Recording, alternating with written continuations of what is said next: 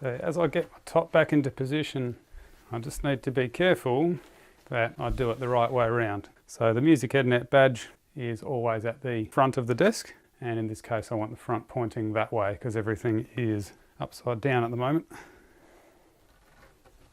So that is ready once again for action, and we just need to get a person at either end to lift the underframe up and slot it onto our top.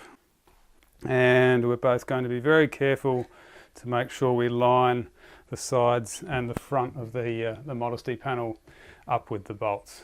And if you watch the close camera angle that's showing Warwick's side, you'll see how they slot in. Sometimes it takes a little bit of massaging. That's the way. But usually if you get a good visual on where the bolts are in relation to the cam blocks, and make sure all of your arrows have been preset so they're pointing straight down, and you shouldn't have any trouble, and it will go on as easy as it did just then. Thank you very much.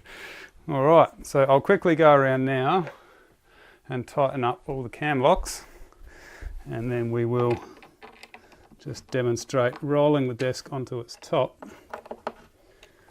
and just going around clockwise, making sure all the locks are firm but not going crazy trying to do them up too tight. As long as you've done them all up firm, that should be fine.